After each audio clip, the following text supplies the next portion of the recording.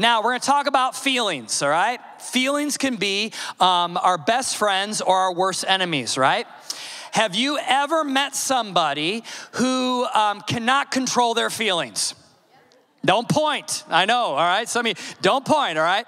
But have you ever met somebody? How about those of you that are parents of small children?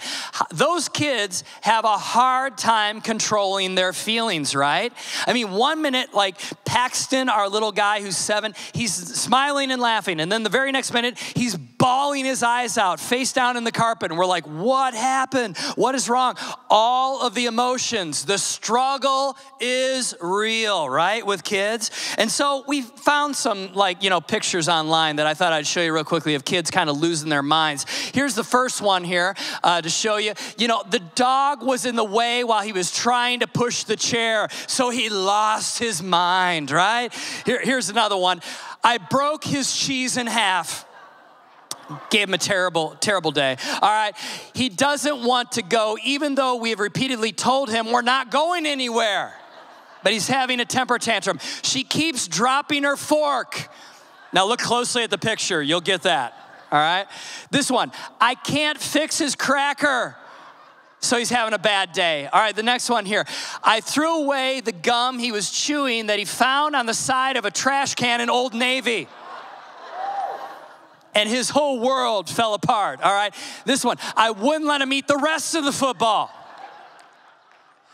And last but not least, this is probably my favorite one. He can't find the red balloon that he asked me to throw at him. Look close at the picture right now. Can't find the red balloon. All right. The struggle is real with kids, right? Every parent said aloud, amen, all right?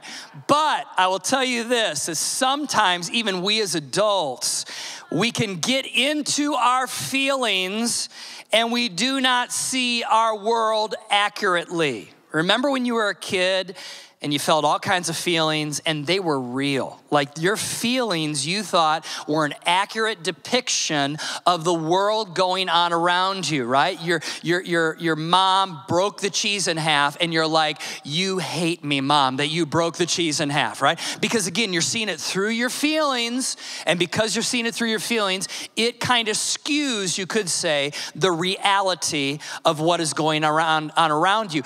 Even as adults though, even as adults, there is a me that I need to lead. And that's the title of today's message. And that me is our emotions. That me is our feelings. We need to have leadership when it comes to our emotions. And some of us are in our feelings and we don't even realize it. I know that sounds really weird, but you know why? Is because does a fish know it's wet, right? And so in many ways, we see life sometimes through our feelings and we say, this is real. But at the same time, it may not be real. You're just seeing it through your emotions. And by the way, this is a message for all genders, okay? All genders. This is not a female message that stereotypically they're the emotional ones. No, listen, I've met some pretty emotional guys before. Amen, women? Right? All of us have emotions. They may be different depending on gender or maybe the way we kind of live out our emotions. It may be different, but we all have emotions. I love what Lisa Turkhurst said, and she said this. She goes, emotions are meant to indicate, not dictate. Emotions are meant to indicate, not dictate. So I want to talk about, for these 3 weeks, I want to talk about, hear this word. It's actually 2 words that are hyphenated, self-leadership. Self-leadership. Self-leadership is needed in any relationship, any friendship. You have to have self-leadership if your relationships are going to be healthy. You need to lead yourself. You need to lead the emotions. You need to lead the feelings. You need to lead the moods, all right? So we're going to dive into this idea of self-leadership and identifying the me that I need to lead. Most people never think about self-leadership. In fact, most people just go with their emotions. You say, Jer, how do you know that? Have you ever seen social media before? Have you ever seen the comments sometimes on social media? Like where people will just in a moment put something out there that I'm thinking, oh man, you're gonna probably regret that statement later on, right? There is a menace of moods that we need to encounter. And everyone has this battle, male and female, young and old. One of the greatest things that I discovered in 2007, when I became the senior leader of this church, I'd worked for 17 years in youth and young adult ministry. And I will tell you, for 17 years, when you're working with youth and young adults, you see all kinds of emotions. But here was the stark reality that slapped me in the face when I became the senior leader of what is now called City First Church. And that is this, that adults have the same moods and emotions. I was shocked as a youth pastor, honestly. And I was shocked because all of a sudden I'm watching adults, they work it out different. They may say things differently, but a lot of times we move from a center of emotionalism rather than objectivity. We all do it, including the person that is holding the mic. So I'm not the judge and the jury. I'm here with you. All of us do this. Our moods, our feelings, our emotions can create false realities. And the reality is this, we either control those emotions or we don't control those emotions, and the outcomes of our life are affected by what we choose to do and not do. And so I want to talk to you about this idea, this area, this important area of how emotions and feelings can have an overwhelming impact on our lives, the quality of our life, the quality of our relationships, and the quality of our overall legacy. And by the end of today, I'll make sense of that word, our overall legacy, that term. In 1999, for those of you that are kind of like tennis fans, you're followers of tennis, you probably have heard of the name Martina Hingis before. She was #1 seed female player in the world for I think 209 straight weeks. She was an amazing, amazing Swiss tennis player. And in 1999, she was playing at Wimbledon, which is kind of like the granddaddy of all championships, all right, in tennis. And she was playing at Wimbledon, and she suffered the worst defeat, the worst upset in all of Wimbledon history by a #1 female seed. She lost to a 16-year-old rookie. All right, a 16-year-old rookie, and she lost 6-2, 6-0 in 55 minutes. And the reason why is this, later on when she did the press conference, she admitted something. She said that her and her mom got in a terrible argument right before she walked onto the court, resulting in her mom leaving the stadium. And because she was in her emotions, because she was in her feelings, she lost the worst defeat of her career. She will go down in the history of Wimbledon as losing the worst defeat, at least thus far, by a #1 seed female, all because of the emotions that overwhelmed her, and she was not able to play at an excellent level. She had the ability to absolutely win the tournament, but she was in her emotions. And guess what? You and I, Cape, you and I, Dixon, you and I, Hardy, you and I, if you're watching right now online or on TV, you and I, we have the ability to get in our emotions, and it severely impacts our lives, whether we realize it or not. We don't function at a level that we should. Emotions don't always look the same. They look very different. That's why some of you, I already had to kind of reel you in so that you didn't write off today's sermon and thinking, oh, he's talking to all the emotional people in the room, all those that are fragile. No, listen to me. I will tell you, emotions don't always look the same. It's not the stereotypical person that's crying in the cubicle, all right? But rather instead, moods can have all kinds of shapes and sizes. In fact, if you are in your feelings, most of the time, like I said, you aren't aware of it to the degree that you should be. So today we're going to talk about that in Genesis 16, verses 1 through 16. I'm not going to read it. I'm going to tell you the story of a guy by the name of Abraham. Now, most of you know who Abraham is because of the song, Father Abraham had many sons, and many sons had Father Abraham. Okay, this is the Abraham, all right? The father of the Jewish nation, the patriarch of the Jewish nation, all right? He's getting older, and God had given him a promise. God said, Abraham, from you and your lineage, there is going to be a great nation, as many as the sand of the world. In other words, the little granules of sand that are around the world. Metaphorically speaking, God was saying you're going to have that many descendants. And so Abraham is excited about this. Imagine if God came to you and said, you are going to be the father of a great nation or the mother of a great nation, right? I mean, you're thinking to yourself, you're like, wow, this is awesome. But here's the problem. Abraham is getting kind of old. He's getting past his child-rearing years, you could say. His wife, Sarah, was also getting old, and they were waiting and waiting and waiting and trying to get pregnant, and it wasn't happening. And so Abraham and Sarah cook up a plan. They concoct a plan that they're gonna help God. How many of you ever have tried to help God? It doesn't work out real well most of the time, right?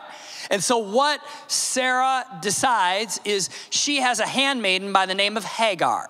Hagar is a woman, all right? It's kind of a bummer of a name, I know, but Hagar is a handmaid to Sarah. And Sarah says to Abraham, why don't you sleep with my handmaiden, and maybe she could get pregnant, and we can, in a sense, then have a child. See, they're getting impatient, so they're trying to speed God up a little bit, all right? And so Abraham goes, okay, this is a good idea, sleeps with Hagar. Hagar gets pregnant. All right, gives birth to a son by the name of Ishmael. But then another thing happens, a little curveball, and that is this, is that Sarah, Abraham's wife, also gets pregnant. And now all of a sudden, Abraham has baby mama drama going on. And what's amazing about it is this, is that Sarah gives birth to a son, and his name is Isaac. And immediately, Abraham favors Isaac, because again, it was his wife who gave birth. Rather than Hagar and Ishmael, he rejects them, very wrongly, I should say. This is not Ishmael's fault. Hagar was only doing what she was told. She was, in a sense, a servant. She had to do it. And so this is the thing. Abraham gets in his feelings.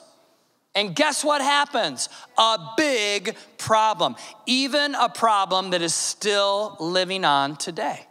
You say, how? Well, if you go back again in the genealogy of all of this, if you go back, Ishmael and Father Abraham are looked at by the Arab nation as being the patriarchs of their line, of their race, in a sense. And so they follow, most of the time, most Arab nations follow Islam, all right? It all stemmed from Ishmael. And if you go back to Isaac, Abraham and Isaac are looked at by the Jewish people as being the patriarch of their race and their lineage, you could say.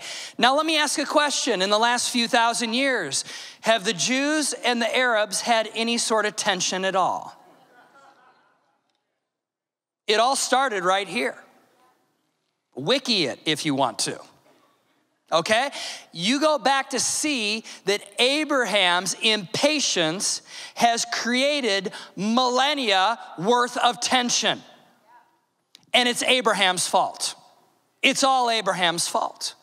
And I will tell you that a lot of times when we get in our feelings, when we are in our feelings, we make bad decisions with lasting consequences. That's what I want to talk about. I said this to the team as we were praying before we came out. We always gather as the worship team and the production team. We pray in a big circle and have a little moment of worship and then get to our posts. And I said, you know what? Honestly, this series is probably, I would say it's probably the top 2 or 3 series that we will preach all year. And you go, really? Yeah, because you know what? We as individuals, and especially we as Americans, we live in our feelings more than we want to admit. And guess what? Because of that, there are consequences. You know, how about Moses? Here's another guy who lived in his feelings. You notice today I'm using all male examples from the Bible. I'm doing that on purpose. Guys, I'm doing that so you don't check out in week 2 and 3, all right? Here are Here's Moses. Moses is a great man of God, right? He is a person who is a friend of God, the Bible says. Well, in Moses 20, God commands Moses to gather all the children of Israel. Now, they are in a desert now. This is post-Egypt. They've left Egypt. They've been wandering in the desert for decades. And as they're wandering in this desert, Moses is having to deal with the leadership challenges of the Israelites because the Bible says they were a whining and complaining people. By the millions, by the way. There's probably about 3 million of them, we think, 2 to 3 million, that he is having to lead through the desert, through the wilderness to get to the promised land. He's been doing it for decades. He's weary. He's kind of at the end of his leadership journey here. They're about ready to go into the promised land. And so God says, hey, gather all the people together around a rock. And it must have been a pretty substantial rock, for everybody to see.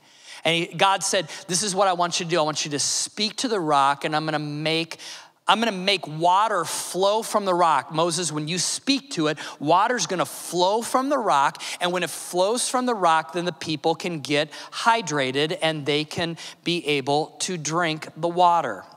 So this is what Moses did in Numbers 20, verse 10 and 11. We discover, says that he, meaning Moses, and Aaron, who was kind of his sidekick, summon the people to come together and gather at the rock.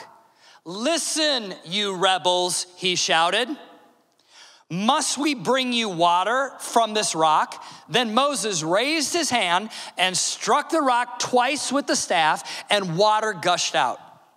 Now you may read past that and go, no big deal. No, this was a major leadership faux pas. Because what he does here is he does the opposite of what God asked, or different than what God asked. God told him to speak to the rock, but he doesn't speak to the rock. What does he do? He strikes the rock. Why does he strike the rock? He's angry. You know why he's angry? Because the people are driving him crazy. For decades, he has had this pent-up emotion of frustration and anger. It's been building and building and building and building. And finally, he gathers all the people together. And what does he do as the leader? He looks at them and he goes, listen, you rebels. That'd kind of be like this. It'd kind of be like me having a really bad year or decade, and I'm really, really frustrated at all you all at City First. And I gather you together. I'm like, listen in closely. All right, morons. I mean, right? You're like, wow. That's what Moses did. He was like, listen, you rebels. He's like, must I bring water from this rock? I mean, he is frustrated. He's done. He's kind of had it up to here, right? We use that expression in our culture. We had it up to here, right? He's had it up to here. And so what does he do? He gets angry. He calls the people names, the people that he's supposed to love and lead. He calls them names. He reluctantly wants to bring water out of this rock by a miracle of God, obviously. And then he strikes the rock and water flows. So you kind of go, well, all right, bad day, move on. Well, not so much. God was not real happy about this. In fact, in the very next verse, in verse 12, this is what God says. But the Lord said to Moses and Aaron, because you didn't trust me enough to demonstrate my holiness to the people of Israel, you will not lead them into the land I am giving them. So this is a big deal. Moses had taken them out of Egypt for decades, and they were real close to getting to the promised land. And God looked at Moses and said, you're not going in. You're not going in. You're not gonna be able to cross the finish line. And I'll be honest with you. Even as I say this, some of you are thinking, that's not fair, God. God's being kind of harsh in his punishment. Because look at the decades that Moses is faithful. He loses his temper, and now all of a sudden, the prize of going into the promised land is taken away. In fact, we realize later that Moses dies before they get into the promised land. Doesn't that feel a little harsh to you? All right, come on. At all campuses right now, at all locations, raise your hand if that feels too harsh. My hand is up. All right, you know why? Feels harsh is because we think to ourselves, oh my goodness, if I lose my temper once, does that mean that God is going to punish me? Okay, no. Here's the backstory of this. This is something you may have never thought of before. And that is this, is that Moses had gathered all the people by God's command. So everyone was watching. And he lost his temper, which means this: he lost his credibility to lead. God was not punishing the anger that Moses felt. God was having to remove Moses from leadership because he lost his credibility. Moses, in an instant of uncontrolled emotions, lost credibility with the people. God knew from that point on, Moses, his voice was going to be greatly diminished when it came to influence because the people saw him lose it. And you know what? When you live by your feelings and emotions, you lose credibility with those around you. It's really true. You know, again, it wasn't the feelings. Feelings are not sinful. Otherwise, God created us with sin. Okay, he doesn't create sin. Okay, this is the thing. Feelings are not sinful. It's what you do with the feelings that can become sinful. Do you hear that? And I don't know. Have you ever lost credibility with someone because you were in your feelings? You ever lost credibility in a relationship because you were in your feelings? I have. In the last 49 years, I could name for you times that I know I lost credibility because I was emotional, I was angry, I said things. That anger created a reaction, and I said things or wrote things or did things that were wrong. And you know what? I know I lost credibility with people that were watching. Now, this is the thing. They'll never tell me. I want you to think about that. When someone is in their feelings over and over again, or maybe they're in their feelings one time and something big happens, like what happened to Moses, they lose a little credibility with you, don't they? But do you ever tell them? Probably not. In fact, I could give you anecdotes in the last month where people have been in their feelings and they've lost a few chips in my mind. And I'll never let them know that. But we all do that, don't we? I mean, we lose chips. We lose credibility when we're in our feelings. And sometimes we're put into a category that we really don't want to be in that person's mind. Emotions are real. They are not fake, and moods can be menacing. Do you hear that? And so we should not try to eliminate emotions by suppressing them. Instead, we should process them in a healthy way. And we should not allow them to dictate our lives either. See, the answer is self-leadership and self-awareness so that emotions do not control us, but rather we control them. See, we all have them. This is the emotional thing is something we all have. We all battle. There's a me that I need to lead. There's a you that you need to lead. There's not one of us in the room or watching right now, anywhere at our locations or in your living room right now. There's not one of us that is exempt from this. And so in the rest of our time together, very briefly, I want to talk about the emotion of anger. Because you know what? Anger is a powerful emotion. And we need to practice self-leadership in the area of anger. And we're gonna talk about all kinds of emotions in the next couple weeks.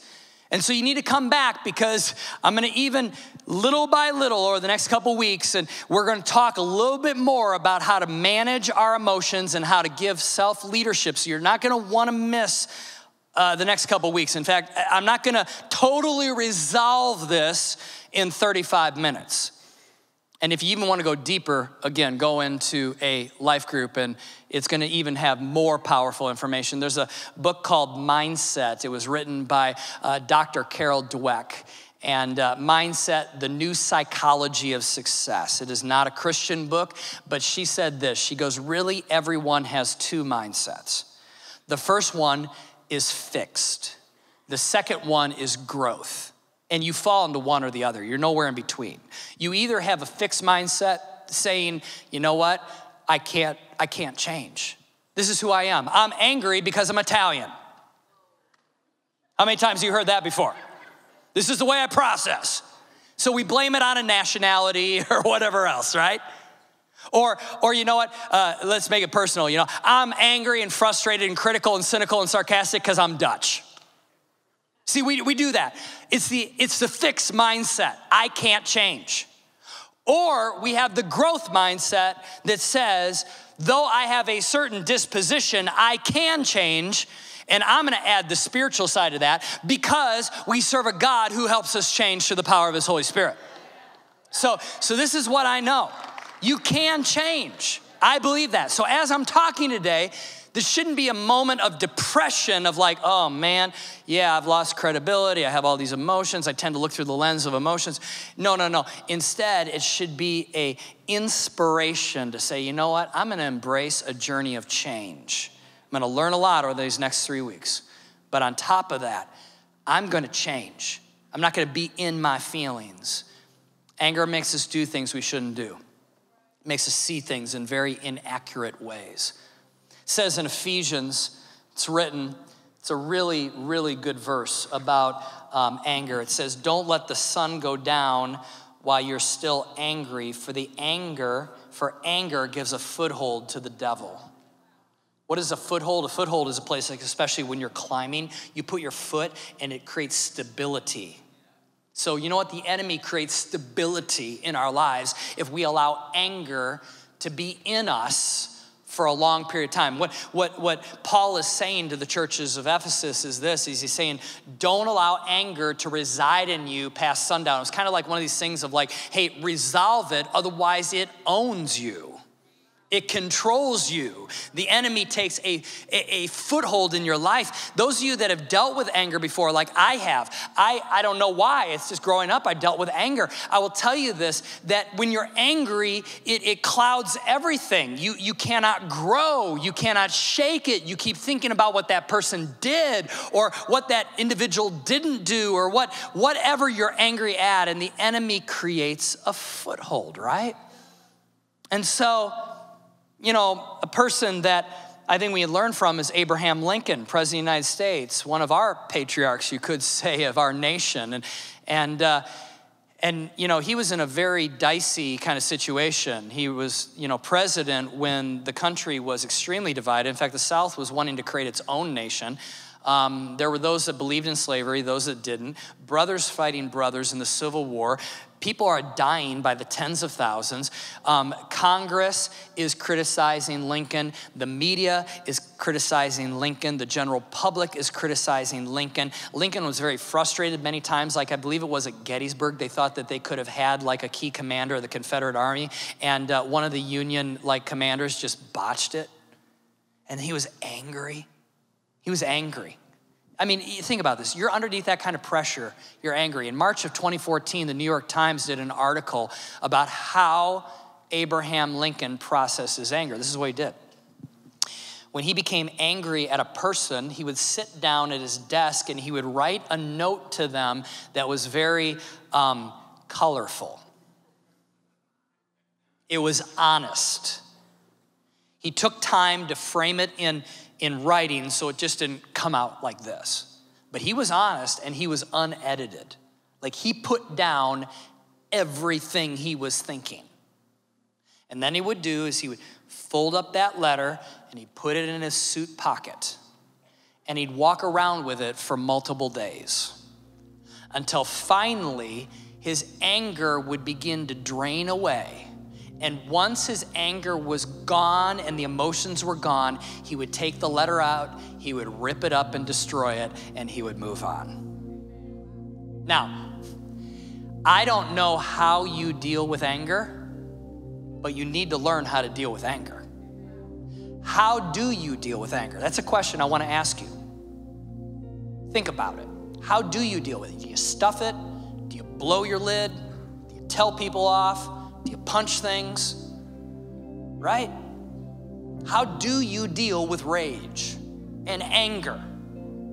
I don't have an answer for you. I'm asking you because you need to think about that. And like Moses, you don't want to deal with it in such a way where you react in a way that makes you lose credibility with those around you, right? Like all emotions, Let me tell you, anger is not a sin. It's what you do with it that can become a sin. Notice that verse that Paul wrote did not say don't become angry. It said don't let the anger reside or stay inside of you past sundown. So in other words, he's insinuating you're gonna be angry. How many of you have ever been angry? 10 out of 10 of us, right? All of us. How many of you were angry this week? Right? So anger is not the sin. It's what we do with it, how we process it. How do you deal with anger? You see, the feeling of anger is not the problem. The problem is when we act on those feelings. Many times in the heat of the moment, which is why Abraham Lincoln had to, in a sense, sit on it for a little while. When you get in your feelings, you're gonna do things that you regret and you lose credibility. You know, Martina Hingis wishes she could go back to the 1999 Wimbledon and probably do that all over again, right? Right? But when you find a healthy way to deal with your emotions, you are in charge of your emotions instead of your emotions being in charge of you. I love this verse. It's found in Proverbs. We're going to end with this. Whoever is slow to anger is better than the mighty. He who rules his spirit more than he who takes a city. In other words, he who rules his spirit is mightier than someone who conquers a city. Do you rule your spirit? Do you self-lead? Do you control your feelings, or do they control you? Like, Jer, help me to figure out how to do this. I will. Come back next week. And the week after that. And if you really want to go a deeper dive and really learn, get in a group. You can do that right after service. Let me pray with you. Pray that God would help us to rule our spirits. Heavenly Father, I pray you would help us to rule our emotions and not have our emotions be sitting on the throne of our lives. God, we all have made bad decisions because of emotions, feelings, and moods. We've reacted rather than responded. We've blown our top, or we've gotten in our feelings. We made bad decisions. We become impatient like an Abraham. We've done different things. So God, I pray that over the next few weeks, you would help us to be the ones that lead our emotions. I think of what my kids used to say to one another when they were young. You are not the boss of me. So God, I pray that we would say that to our emotions. You are not the boss of me, but rather instead, I choose to be a person that self-leads. Thank you, God. Bless our life groups this week and for weeks coming. In Jesus' name, amen. Come on, let's give God a huge round of applause, will you?